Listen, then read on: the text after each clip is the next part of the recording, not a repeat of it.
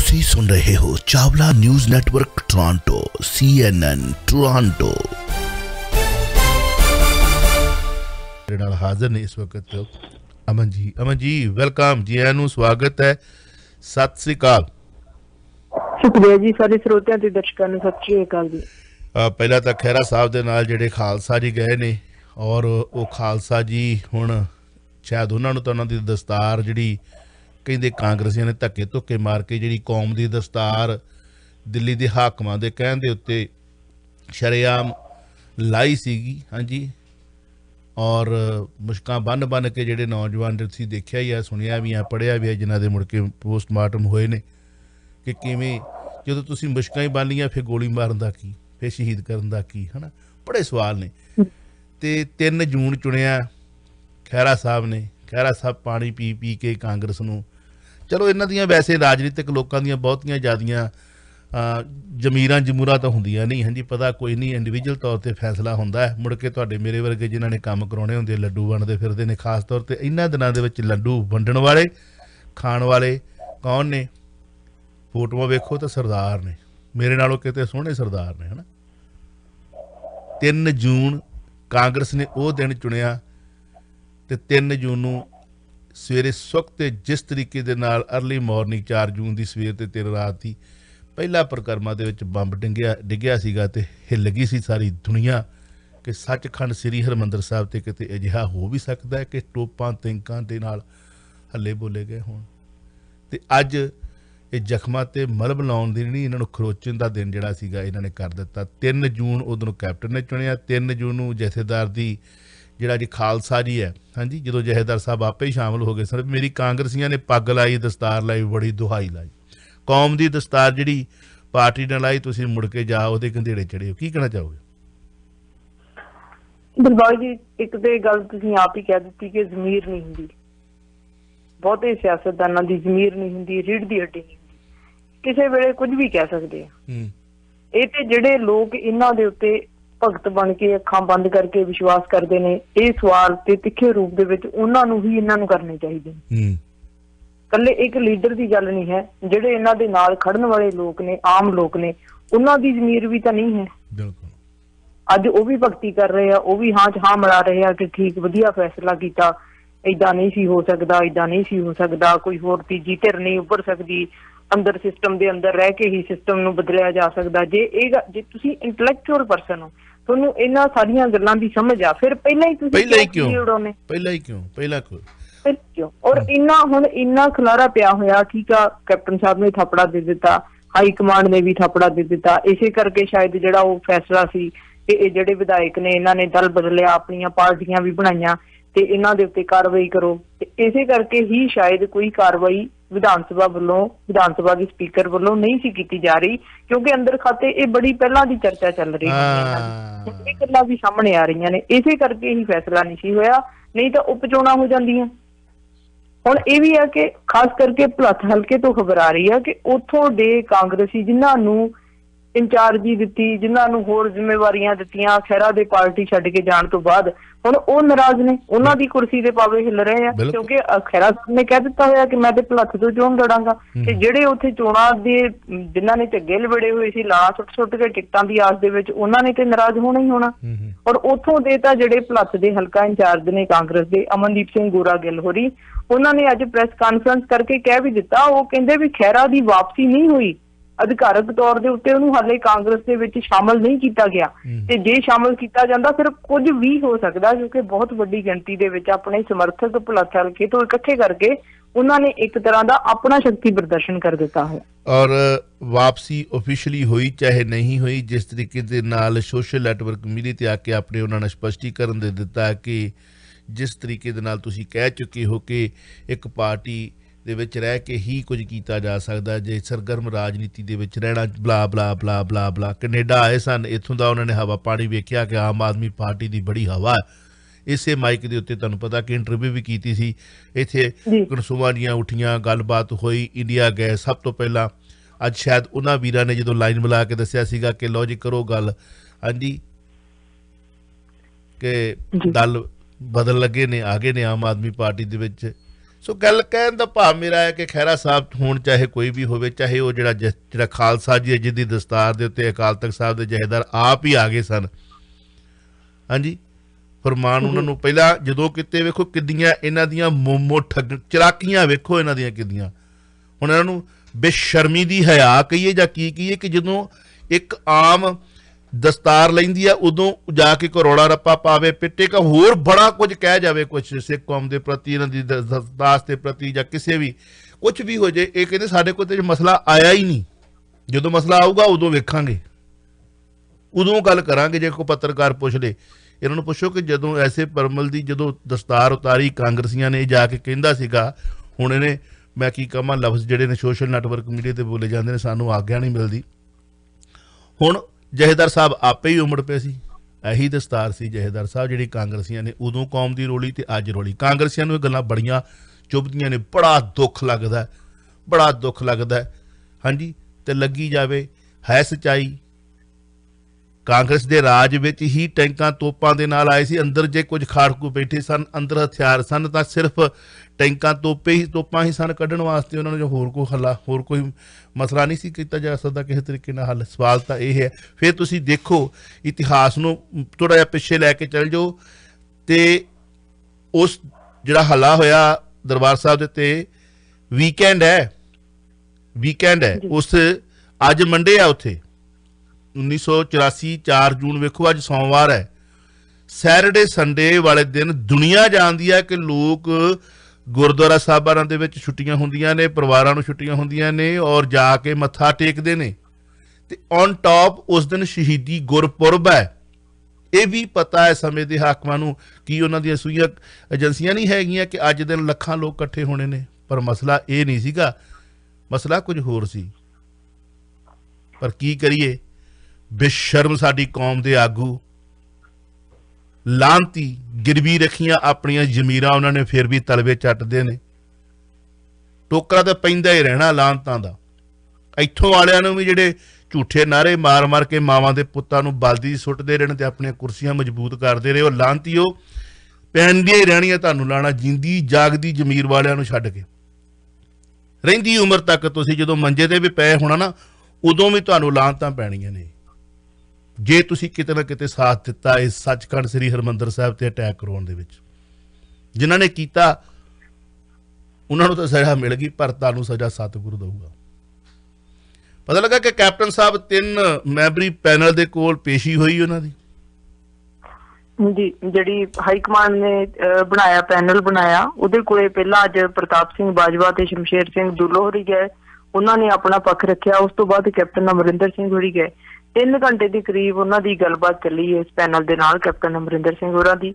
ਪਰ ਜਦੋਂ ਮੀਟਿੰਗ ਕਰਕੇ ਉਹ ਬਾਹਰ ਆਏ, ਜਿਵੇਂ ਬਾਕੀ ਦੇ ਵਿਧਾਇਕਾਂ ਨੇ, ਮੰਤਰੀਆਂ ਨੇ, ਆਗੂਆਂ ਨੇ ਆਪਣੇ ਵਿਚਾਰ ਮੀਡੀਆ ਨਾਲ ਸਾਂਝੇ ਕੀਤੇ ਸੀ, ਪ੍ਰਤਾਪ ਸਿੰਘ ਬਾਜਵਾ ਤੇ ਦੁੱਲੋ ਹੋਰਾਂ ਨੇ ਵੀ ਕੋਈ ਗੱਲ ਨਹੀਂ ਕੀਤੀ ਮੀਡੀਆ ਦੇ ਨਾਲ, ਤੇ ਕੈਪਟਨ ਅਮਰਿੰਦਰ ਸਿੰਘ ਹੋਰਾਂ ਨੇ ਵੀ ਮੀਟਿੰਗ ਦੇ ਅੰਦਰ ਕੀ ਗੱਲਬਾਤ ਹੋਈ ਉਹਦੇ ਬਾਰੇ ਕੁਝ ਨਹੀਂ ਦੱਸਿਆ। ਉਹਨਾਂ ਨੇ ਕਿਹਾ ਕਿ ਸਾਡੀ ਪਾਰਟੀ ਦੀ ਅੰਦਰੂਨੀ ਗੱਲਬਾਤ ਆ, ਸਾਰੇ ਤੱਥ ਅਸੀਂ ਮੀਡੀਆ ਦੇ ਸਾਹਮਣੇ ਪੇਸ਼ ਨਹੀਂ ਕਰ ਸਕਦੇ।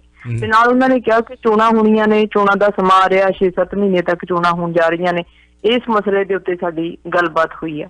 ਤੇ ਹੋਰ ਕੀ ਗੱਲਬਾਤ ਹੋਈ, ਕਿਸ ਤਰ੍ਹਾਂ ਉਹਨਾਂ ਨੇ ਪੱਖ ਰੱਖਿਆ, ਉਹ ਕੋਈ ਗੱਲ ਨਹੀਂ ਸਾਹਮਣੇ ਨਹੀਂ ਆਈ।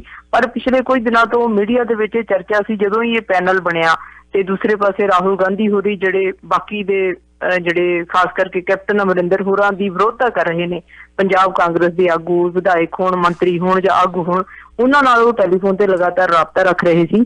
ਤੇ ਉਹ ਸਾਰੇ ਦੇ ਸਾਰੇ ਇਸ ਘਟਨਾਕ੍ਰਮ ਦੇ ਦੌਰਾਨ ਕੈਪਟਨ ਅਮਰਿੰਦਰ ਹੋਰਾਂ ਦੇ ਖੇਮੇ ਨੇ ਜਿਸ ਤਰ੍ਹਾਂ ਦੀ ਬਿਆਨਬਾਜ਼ੀ ਸਰਕਾਰ ਦੇ ਖਿਲਾਫ ਜਾਂ ਉਹਨਾਂ ਦੇ ਖਿਲਾਫ, ਉਹਨਾਂ ਦੀ ਕਾਰਜਸ਼ੈਲੀ ਦੇ ਖਿਲਾਫ ਪੰਜਾਬ ਦੇ ਕਾਂਗਰਸੀ ਆਗੂਆਂ ਨੇ ਕੀਤੀ ਆ, ਉਹ ਸਾਰੀ ਦੀ ਸਾਰੀ ਦੱਸਿਆ ਜਾ ਰਿਹਾ ਕਿ ਇੱਕ ਫਾਈਲ ਬਣਾ ਕੇ ਉਹ ਤਿਆਰ ਕਰ ਰਹੇ ਸੀ। ਉਹ ਫਾਈਲ ਉਹਨਾਂ ਨੇ ਇਸ ਕਮੇਟੀ ਨੂੰ ਦੇਣੀ ਸੀ। ਹੁਣ ਇਹਦੇ ਵਿੱਚ ਪਤਾ ਨਹੀਂ ਇਹਦੇ ਚ ਕੀ ਸੱਚਾਈ ਆ ਕਿ ਦਿੱਤੀ ਜਾਂ ਨਹੀਂ ਦਿੱਤੀ, ਪਰ ਉਹਨਾਂ ਨੇ ਸਾਰੇ ਦਾ ਸਾਰਾ ਮਾਮਲਾ ਜ਼ਰੂਰ ਉਹਦੇ ਕੋਲ ਰੱਖਿਆ, ਕਮੇਟੀ ਦੇ ਕੋਲ ਰੱਖਿਆ, ਆਪਣਾ ਪੱਖ ਰੱਖਿਆ। ਉਸ ਤੋਂ ਬਾਅਦ ਵਿੱਚ ਜਿਹੜੀਆਂ ਖਬਰਾਂ ਆ ਰਹੀਆਂ ਕਿ ਕਮੇਟੀ ਦੇ ਜਿਹੜੇ ਮੈਂਬਰ ਨੇ ਅਗਰਵਾਲ ਹੋਰੀ, ਉਹਨਾਂ ਨੇ ਕਿਹਾ ਕਿ ਕੋਈ ਕਾਟੋ ਕਲੇਸ਼ ਆ, ਥੋੜੀ ਬਹੁਤ ਸਾਡੀ ਜਿਹੜੀ ਆਪਸੀ ਇਹਨਾਂ ਦੀ ਮਿਸ ਅੰਡਰਸਟੈਂਡਿੰਗ ਆ, ਕੋਈ ਵੱਡੀ ਗੱਲ ਨਹੀਂ ਹੈ, ਕੋਈ ਵੱਡਾ ਮਸਲਾ ਨਹੀਂ ਹੈ, ਬਹੁਤ ਵੱਡੇ ਮਤਭੇਦ ਨਹੀਂ, ਇਹ ਜਿਹੜੇ ਵੀ ਮਸਲੇ ਹੈਗੇ ਆ ਉਹਨਾਂ ਨੂੰ ਅਸੀਂ ਜਲਦੀ ਹੀ ਨਿਪਟਾ ਲਾਂਗੇ। ਇਹ ਸਾਰੀਆਂ ਗੱਲਾਂ ਮਨੀਸ਼ ਤਿਵਾੜੀ ਹੋਰਾਂ ਨੇ ਵੀ ਇਹ ਗੱਲ ਆਖੀ ਸੀ ਕਿ ਕੋਈ ਵੱਡਾ ਮਾਮਲਾ ਨਹੀਂ ਹੈ, ਛੋਟੀ ਮੋਟੀ ਗੱਲ ਆ, ਉਹ ਹੋ ਜਾਏਗੀ, ਹੱਲ ਹੋ ਜਾਏਗੀ। ਪਰ ਜਿਸ ਤਰ੍ਹਾਂ ਮੀਡੀਆ ਦੇ ਵਿੱਚ ਆ ਕੇ ਪ੍ਰਗਟ ਸਿੰਘ ਹੋਰਾਂ ਨੇ ਜਿਵੇਂ ਬਹੁਤ ਵੱਡਾ ਇੱਕ ਦੋਸ਼ ਲਾਇਆ ਔਰ ਉਹਨਾਂ ਕੋਲ ਕੋਈ ਸਬੂਤ ਹੋਏਗਾ, ਉਹਨਾਂ ਨੇ ਏਡੀ ਵੱਡੀ ਗੱਲ ਬਿਨਾਂ ਕਿਸੇ ਠੋਸ ਸਬੂਤ ਤੋਂ, ਬਿਨਾਂ ਕਿਸੇ ਤੱਥ ਤੋਂ ਨਹੀਂ ਉਹਨਾਂ ਨੇ ਮੀਡੀਆ ਚ ਆ ਕੇ ਆਖੀ। ਉਹ ਬਹੁਤ ਸਿੰਸੀਅਰ ਪਰਸਨ ਆ, ਉਹ ਏਦਾਂ ਦੀ ਗੱਲ ਉਹ ਨਹੀਂ ਕਰ ਸਕਦੇ। ਕੋਈ ਹੋਰ ਜਿਹੜੇ ਥੋੜੇ ਜਿਹੀ ਹਲਕੀ ਬੁੱਧੀ ਵਾਲੇ ਜਿਹੜੇ ਲੀਡਰ ਹੁੰਦੇ ਨੇ ਉਹਨਾਂ ਬਾਰੇ ਤਾਂ ਅਸੀਂ ਸ਼ੰਕੇ ਜ਼ਾਹਰ ਕਰ ਸਕਦੇ ਹਾਂ, ਪਰ ਪ੍ਰਗਟ ਸਿੰਘ ਹੋਰਾਂ ਬਾਰੇ ਸ਼ੰਕੇ ਨਹੀਂ ਕੀਤੇ ਜਾ ਸਕਦੇ ਕਿ ਉਹਨਾਂ ਨੂੰ ਧਮਕਾਇਆ ਗਿਆ ਜਾਂ ਉਹਨਾਂ ਨੂੰ ਕਿਹਾ ਗਿਆ, ਉਹਨਾਂ ਨੂੰ ਚੇਤਾਵਨੀ ਦਿੱਤੀ ਗਈ ਹੈ। ਇਹ ਕੋਈ ਛੋਟਾ ਮਾਮਲਾ ਨਹੀਂ ਹੈ, ਇੰਨਾ ਛੋਟਾ ਕਲੇਸ਼ ਨਹੀਂ ਹੈ ਜਿਹਦੇ ਬਾਰੇ ਹੁਣ ਇਹ ਮੀਡੀਆ ਚ ਆ ਕੇ ਲਿਪਾ ਪੁੱਚੀ ਕਰ ਰਹੇ ਆ। ਪਰ ਕੋਸ਼ਿਸ਼ ਇਹ ਕਰ ਰਹੇ ਆ ਕਿ ਜਿਹੜੇ 6-7 ਮਹੀਨੇ ਚੋਣਾਂ ਦੇ ਰਹਿ ਗਏ ਨੇ ਉਹ ਸਾਰੇ ਦੇ ਸਾਰੇ ਮਾਮਲੇ ਨੂੰ ਮੱਠਾ ਕਰ ਲਿਆ ਜਾਏ। ਇੱਕ ਹੋਰ ਜਿਹੜੀ ਗੱਲ ਇਸ ਕਮੇਟੀ ਦੇ ਜਿਹੜੀ ਚਰਚਾ ਹੋ ਰਹੀ ਆ, ਹੁਣ ਇਹ ਪੈਨਲ ਜਿਹੜਾ ਬੈਠਾ, ਇੱਕ ਤੇ ਇਹ ਕਿਹਾ ਜਾ ਰਿਹਾ ਕਿ ਮੰਗਲਵਾਰ ਬੁੱਧਵਾਰ ਤੱਕ ਇਹ ਕਮੇਟੀ ਆਪਣਾ ਫੈਸਲਾ ਦੇ ਦੇਵੇਗੀ ਕਿ ਕਿਸ ਤਰ੍ਹਾਂ ਮਸਲੇ ਨੂੰ ਹੱਲ ਕਰਨਾ। ਇੱਕ ਹੋਰ ਚਰਚਾ ਹੋ ਰਹੀ ਆ ਕਿ 2 ਉਪ ਮੁੱਖ ਮੰਤਰੀ ਬਣਾ ਦਿੱਤੇ ਜਾਣ ਤੇ ਇੱਕ ਕੈਂਪੇਨ ਕਮੇਟੀ ਬਣਾਈ ਜਾਵੇ, ਉਹਦਾ ਵੀ ਕਿਸੇ ਨੂੰ ਜਿਹੜੇ ਨਾਰਾਜ਼ ਚੱਲ ਰਹੇ ਆ ਉਹਦਾ ਮੁਖੀ ਲਾ ਦਿੱਤਾ ਜਾਏ। ਔਰ ਇਹਦੇ ਨਾਲ ਕੀ ਹੋਏਗਾ ਕਿ ਜਿਵੇਂ ਨਵਜੋਤ ਸਿੰਘ ਸਿੱਧੂ ਹੋਈ ਕੋਈ ਬੜਾ ਸ਼ਾਨਦਾਰ ਇੱਕ ਅਹੁਦਾ ਚਾਹ ਰਹੇ ਆ, ਇੱਕ ਅਹੁਦਾ ਉਹਨਾਂ ਨੂੰ ਦੇ ਦਿੱਤਾ ਜਾਏ। ਜਿਹੜਾ ਦਲਿਤ ਭਾਈਚਾਰੇ ਦੀ ਅਗਵਾਈ ਕਰਨ ਵਾਲੇ ਆਗੂ ਨਾਰਾਜ਼ ਨੇ ਉਹਨਾਂ ਨੂੰ ਕੋਈ ਅਹੁਦਾ ਦੇ ਦਿੱਤਾ ਜਾਏ। ਇਸ ਤਰ੍ਹਾਂ ਦੇ ਤਰੀਕੇ ਅਪਣਾ ਕੇ ਵਰਤ ਕੇ ਸ਼ਾਇਦ ਹਾਈ ਕਮਾਂਡ ਜਿਹੜੀ ਇਸ ਮਸਲੇ ਨੂੰ ਕੁਝ ਮੱਠਾ ਕਰਨ ਦੀ ਕੋਸ਼ਿਸ਼ ਦੇ ਵਿੱਚ ਆ। ਸਮਾਂ ਕੀ ਰਹਿ ਗਿਆ? ਕੁਝ ਵੀ ਨਹੀਂ। ਔਰ ਜਿਸ ਤਰ੍ਹਾਂ ਦੇ ਹਾਲਾਤ ਨੇ ਅੱਜ, ਜੋ ਦਿਲਬਾਗ ਜੀ ਕੈਪਟਨ ਸਰਕਾਰ ਦੀ ਅੱਜ ਜੋ ਕਰਤੂਤ ਨਸ਼ਰ ਹੋਈ ਆ, ਮਤਲਬ ਬੇਸ਼ਰਮੀ ਦੀ ਹੱਦ ਉਹਨੂੰ ਅਸੀਂ ਕਹਿ ਸਕਦੇ ਹਾਂ। ਕਰੋਨਾ ਕਾਲ ਚੱਲ ਰਿਹਾ, ਲੋਕਾਂ ਨੂੰ ਵੈਕਸੀਨ ਨਹੀਂ ਮਿਲ ਰਹੀ, ਤੁਸੀਂ ਕੇਂਦਰ ਸਰਕਾਰ ਤੇ ਦੋਸ਼ ਲਾ ਰਹੇ ਆ ਕਿ ਸਾਨੂੰ ਟੀਕੇ ਨਹੀਂ ਮਿਲ ਰਹੇ। ਕੇਂਦਰ ਸਰਕਾਰ ਨੇ ਜਿਹੜੀ ਕੋਵੈਕਸੀਨ ਪੰਜਾਬ ਨੂੰ ਮੁਹੱਈਆ ਕਰਵਾਈ 400 ਰੁਪਏ ਪ੍ਰਤੀ ਖੁਰਾਕ, 400 ਰੁਪਏ ਪ੍ਰਤੀ ਖੁਰਾਕ ਦਿੱਤੀ। ਪੰਜਾਬ ਦੀ ਸਾਡੀ ਹੋਣਹਾਰ ਕੈਪਟਨ ਸਰਕਾਰ ਨੇ ਉਹ 400 ਰੁਪਏ ਦੀ ਇੱਕ ਖੁਰਾਕ 1060 ਰੁਪਏ ਚ ਅੱਗੇ ਪ੍ਰਾਈਵੇਟ ਹਸਪਤਾਲਾਂ ਨੂੰ ਵੇਚ ਦਿੱਤੀ। ਲਓ ਜੀ, ਕਰ ਲਓ। ਇੱਕ ਖੁਰਾਕ ਦੇ ਵਿੱਚੋਂ 660 ਰੁਪਏ ਕਮਾ ਲਏ ਉਹਨਾਂ ਨੇ। ਤੇ ਔਰ ਜਦੋਂ ਫਿਰ ਵੀ ਨਹੀਂ ਭਰਨਾ, ਕੇਂਦਰ ਸਰਕਾਰ ਨੇ ਸਵਾਲ ਕੀਤੇ, ਪੰਜਾਬ ਦੀਆਂ ਵਿਰੋਧੀ ਧਿਰਾਂ ਜਦੋਂ ਦੁਆਲੇ ਹੋ ਗਈਆਂ, ਫਿਰ ਸਾਡਾ ਜਿਹੜਾ ਸਿਹਤ ਮੰਤਰੀ ਸਾਹਿਬ ਨੇ ਜਿਹੜੇ ਬਲਬੀਰ ਸਿੰਘ ਸਿੱਧੂ ਹੋਰੀ, ਉਹ ਕਹਿੰਦੇ ਨਹੀਂ ਸਾਡੀ ਕੋਈ ਗਲਤੀ ਨਹੀਂ, ਸਰਕਾਰ ਦੀ ਗਲਤੀ ਨਹੀਂ, ਅਫਸਰਸ਼ਾਹੀ ਦੀ ਗਲਤੀ ਆ। ਜੇ ਅਫਸਰਸ਼ਾਹੀ ਦੀ ਗਲਤੀ ਆ, ਏਡਾ ਵੱਡਾ ਘਪਲਾ ਹੋ ਰਿਹਾ, ਫਿਰ ਸਰਕਾਰ ਨੇ ਅਫਸਰਸ਼ਾਹੀ ਦੇ ਉੱਤੇ ਜ਼ਿੰਮੇਵਾਰ ਜਿਹੜੇ ਲੋਕ ਨੇ ਉਹਨਾਂ ਤੇ ਕੀ ਐਕਸ਼ਨ ਲਿਆ? ਜਦੋਂ ਹੁਣ ਵਿਰੋਧ ਤਿੱਖਾ ਹੋ ਰਿਹਾ ਤੇ ਹੁਣ ਕੁਝ ਦੇਰ ਪਹਿਲਾਂ ਹੀ ਬਿਆਨ ਆ ਗਿਆ ਹੋਇਆ ਕਿ ਅਸੀਂ ਸਾਰੇ ਪ੍ਰਾਈਵੇਟ ਹਸਪਤਾਲਾਂ ਨੂੰ ਦਿੱਤੇ ਹੋਏ ਟੀਕੇ ਅਸੀਂ ਵਾਪਸ ਲੈ ਰਹੇ ਹਾਂ। ਤੁਸੀਂ ਵੇਚੇ ਕਿਉਂ? ਤੁਹਾਡੇ ਕੋਲ ਕੀ ਰਾਈਟ ਬਣਦਾ ਕਿ ਲੋਕਾਂ ਦੀ ਜਿਹੜੀ ਚੀਜ਼ ਆ, ਜਿਹੜੀ ਕੇਂਦਰ ਸਰਕਾਰ ਦੇ ਰਹੀ ਆ, ਲੋਕਾਂ ਵਾਸਤੇ ਦੇ ਰਹੀ ਆ, ਤੁਸੀਂ ਮੁਨਾਫਾ ਕਮਾਉਣ ਲਈ ਕਿਉਂ ਵੇਚ ਰਹੇ ਹੋ? ਬਿਲਕੁਲ ਅਮਨ ਜੀ, ਚੀਫ ਖਾਲਸਾ ਦੀਵਾਨ ਵਾਲਿਆਂ ਨੇ ਸਰਦਾਰ ਜਸਪੀਰ ਸਿੰਘ ਪੱਟੀ ਹੁਣੀ ਖਬਰ ਦੇ ਕੇ ਗਏ ਸੀ ਕਿ ਉਹਨਾਂ ਨੇ ਵੀ ਚਲੋ ਸਰਕਾਰ ਦੇ ਕੋਲੋਂ ਲੈ ਕੇ ਆਪਣੇ ਲੈਵਲ ਤੇ ਫ੍ਰੀ ਇਹ ਵੈਕਸੀਨ ਜਿਹੜੀ ਇਹ ਲੋਕਾਂ ਨੂੰ ਲਾਉਣ ਵਾਸਤੇ ਪ੍ਰਬੰਧ ਕੀਤਾ। ਲੱਗਦੀ ਹੋਈ ਜਿਹੜੀ ਉਹ ਕੈਂਪ ਦੇ ਵਿੱਚੋਂ ਉਹਨਾਂ ਨੂੰ ਬੰਦ ਕਰਵਾਇਆ ਗਿਆ। ਆ ਜੇ ਜੀ ਕਾਂਗਰਸ ਸਰਕਾਰ ਦਾ ਇੱਕ ਹੋਰ ਕਰੂਪ ਚਿਹਰਾ ਸਾਹਮਣੇ ਆ ਗਿਆ।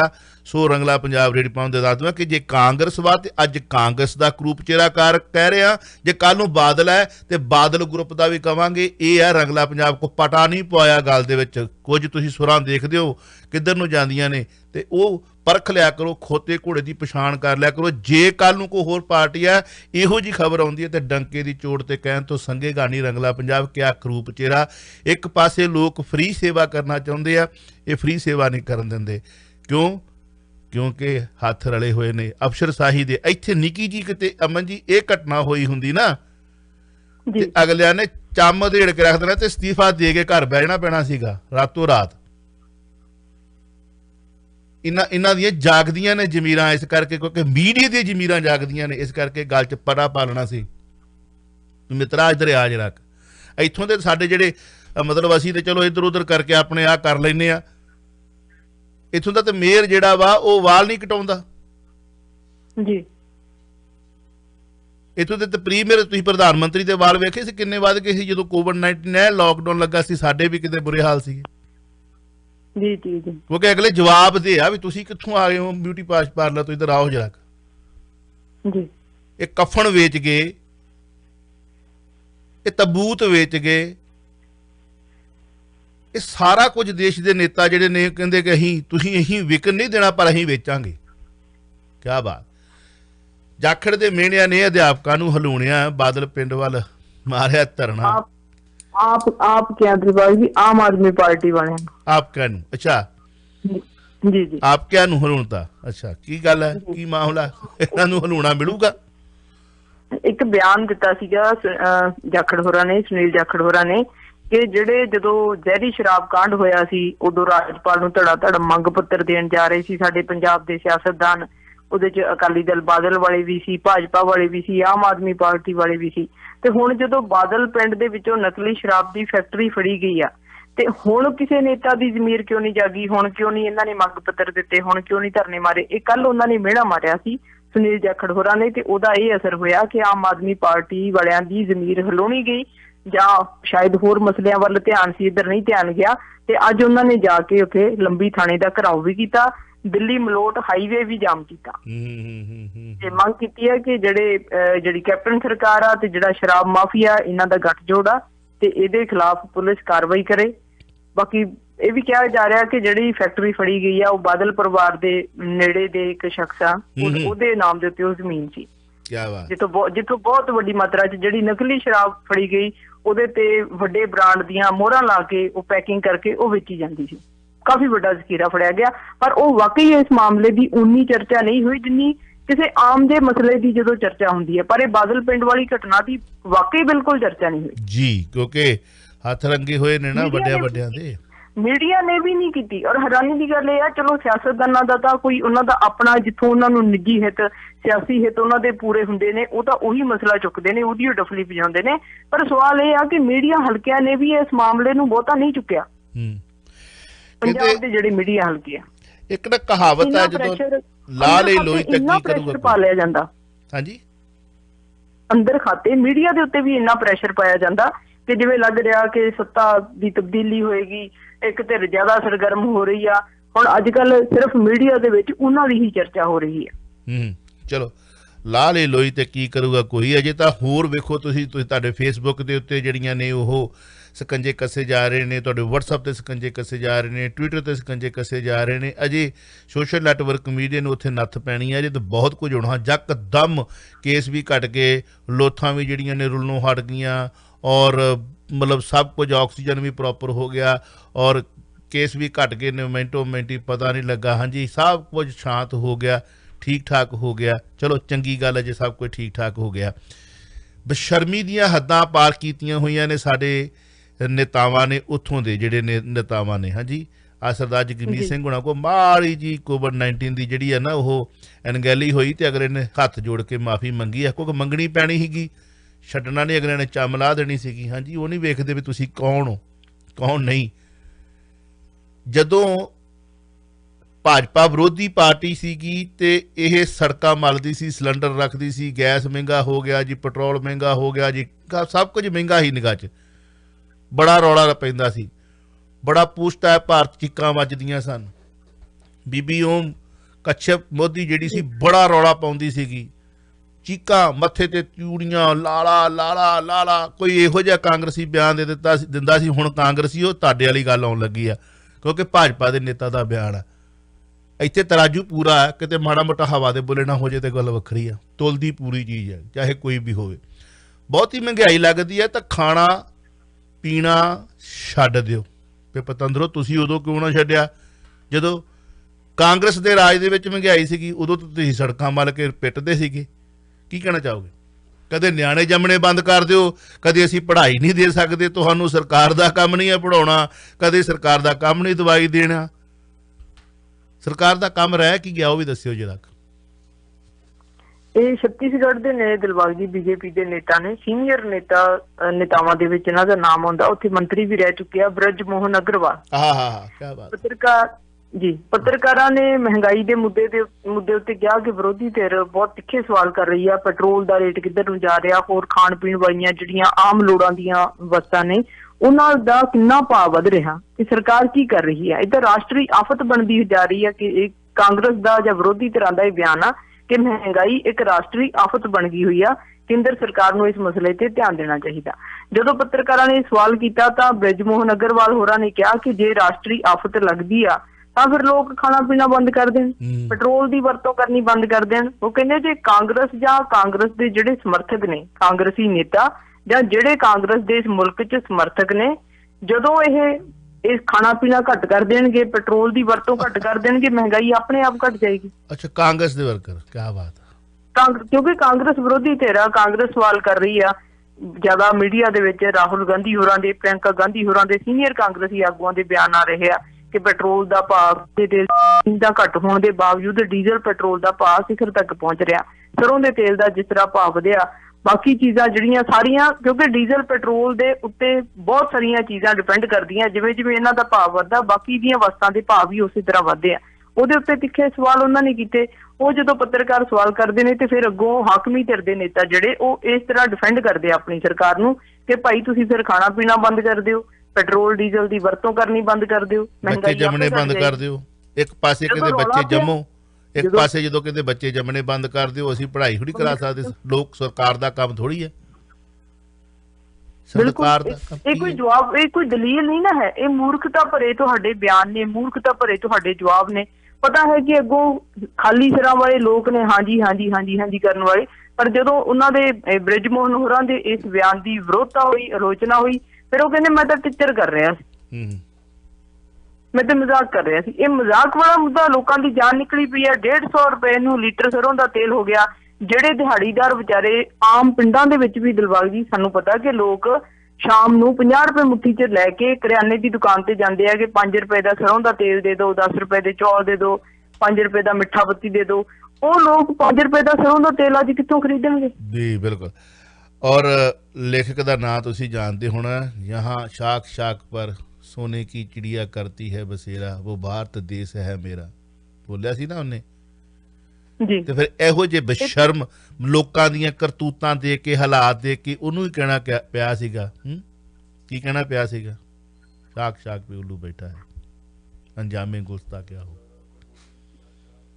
ਇਹਨਾਂ ਦੀ ਗੱਲ ਹੀ ਕੀਤੀ।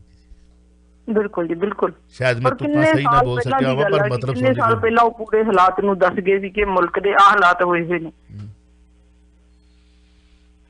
ਦੇਖ ਲਓ ਤੁਸੀਂ ਦੋਸਤੋ, ਸੁਣਦੇ ਦੇਖਦੇ ਜਾ ਰਹੇ ਹੋ ਚਾਵਲਾ ਨਿਊਜ਼ ਨੈਟਵਰਕ ਟੋਰਾਂਟੋ। ਅਗਲੇ ਹਿੰਦੀ ਸਮਾਚਾਰ ਲੈ ਕੇ ਹਾਜ਼ਰ ਹੋਣਗੇ, ਪਰੰਤੂ ਪੋਸਟਰ ਲਾਏ ਜਾ ਰਹੇ ਨੇ ਲਾਪਤਾ ਨੁਮਾਇੰਦਿਆਂ ਦੇ। ਉਸ ਬਾਰੇ ਜਾਣਕਾਰੀ ਦੇਣ ਤੋਂ ਪਹਿਲਾਂ ਦੱਸਦਾ ਕਿ hotel, motel, plaza, gas station, land, commercial property ਤੁਸੀਂ ਵੇਚਣੀ ਹੈ, ਕੋਈ ਤੁਹਾਡੇ ਪਾਸ ਓਨਟਾਰੀਓ GTA ਦੇ ਏਰੀਏ 'ਚ ਬਰੈਂਪਟਨ, ਮਾਲਟਨ, ਮਿਸੀਸਾਗਾ, ਮਿਲਟਨ ਦੇ ਵਿੱਚ ਕੋਈ ਵੀ M2 ਜ਼ੋਨ ਟਰੱਕ ਪਾਰਕਿੰਗ ਹੈ ਤਾਂ ਤੁਸੀਂ ਵੇਚਣੀ ਚਾਹੁੰਦੇ ਹੋ ਤਾਂ ਰੀਜਨੇਬਲ ਆਫਰ ਤੁਹਾਡੀ ਰਿਫਿਊਜ਼ ਨਹੀਂ ਕੀਤੀ ਜਾਵੇਗੀ, ਬਲਕਿ ਸਾਈਨ ਹੋਵੇਗਾ ਵੀ ਚੱਕੋ ਕੰਮ ਤੇ ਪੈਸੇ ਤੁਹਾਡੇ ਅਕਾਊਂਟ 'ਚ। 416 303 1515 4163031515 IPTV ਬਾਕਸ ਤੁਹਾਡਾ, ਰਿਮੋਟ ਤੁਹਾਡਾ, ਨੋਟ ਵੀ ਤੁਹਾਡੇ।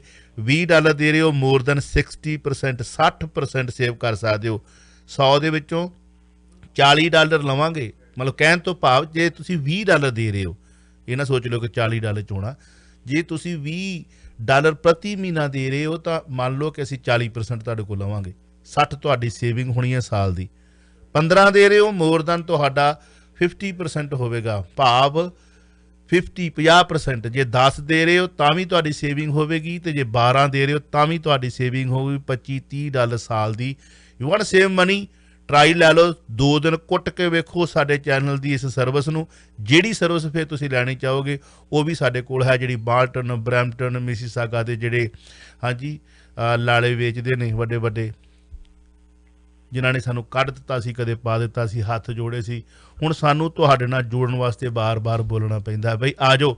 ਸੈਂਕੜੇ ਨਹੀਂ ਹਜ਼ਾਰਾਂ ਪਰਿਵਾਰ ਜੁੜ ਚੁੱਕੇ ਨੇ। ਅੱਜ ਰਾਤ ਨੂੰ ਜਿਹੜਾ ਵੀਲ ਚੁੱਕਰ ਘੁੰਮਣਾ ਹੈ ਨਾ, ਵੈਸੇ ਦਿਲ ਤਾਂ ਨਹੀਂ ਕਰਦਾ ਕਿਉਂਕਿ ਘੱਲੂਘਾਰਾ ਦਿਵਸ ਹੈ, ਚਲੋ ਵੀਲ ਚੱਕਰ ਵੈਸੇ ਦਿਖਾ ਦਾਂਗਾ, ਪਰੰਤੂ ਖੁਸ਼ੀ ਕੋਈ ਨਹੀਂ ਕਰਾਂਗੇ ਆਪਾਂ, ਡਰਾ ਅਗਲੇ ਹਫਤੇ ਕੱਢ ਲਾਂਗੇ।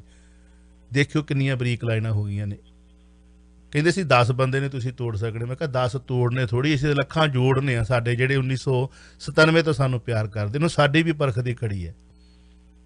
ਪੈਸੇ ਕਮਾਉਣ ਨਹੀਂ ਆਏ, ਤੁਹਾਨੂੰ ਜੋੜਨ ਆਏ ਆ। 6475454859 ਤੇ ਟਰਾਈ ਕਰ ਲਓ, ਰੇਟ ਪਤਾ ਕਰ ਲਿਓ। ਖਬਰਾਂ ਹਿੰਦੀ ਤੇ ਸੁਣਾਉਣ ਤੋਂ ਪਹਿਲਾਂ ਅਮਨ ਜੀ, ਲਾਪਤਾ ਲੋਕ ਨੁਮਾਇੰਦਿਆਂ ਦੇ ਲਾਏ ਜਾ ਰਹੇ ਨੇ ਪੋਸਟਰ, ਕੋ ਪਹਿਲੀ ਵਾਰ ਤਾਂ ਨਹੀਂ ਹੈ, ਕੀ ਕਹਿਣਾ ਚਾਹੋਗੇ? ਜੀ ਹੁਣ ਜਦੋਂ ਜਿੱਦਾਂ ਜਿੱਦਾਂ ਚੋਣ ਦੇ ਨੇੜੇ ਆਉਣਗੇ, ਇਹੋ ਜਿਹੀਆਂ ਮੁਹਿੰਮਾਂ ਤੇਜ਼ ਹੋ ਜਾਣਗੀਆਂ। ਪਹਿਲਾਂ ਨਵਜੋਤ ਸਿੰਘ ਸਿੱਧੂ ਹੋਰਾਂ ਦੇ ਲਾਏ ਗਏ ਅੰਮ੍ਰਿਤਸਰ ਦੇ ਵਿੱਚ ਥਾਂ ਥਾਂ ਦੇ ਉੱਤੇ ਪੋਸਟਰ, ਕਿ ਆਪਣੇ ਹਲਕੇ ਦੇ ਵਿੱਚ ਤਾਂ ਉਹ ਲੱਭਦੇ ਹੀ ਨਹੀਂ। ਜੇ ਲੋਕਾਂ ਨੇ ਆਪਣੇ ਕੰਮ ਕਰਾਉਣੇ ਹੁੰਦੇ ਨੇ ਤਾਂ ਉਹ ਕਿੱਥੇ ਜਾਣ।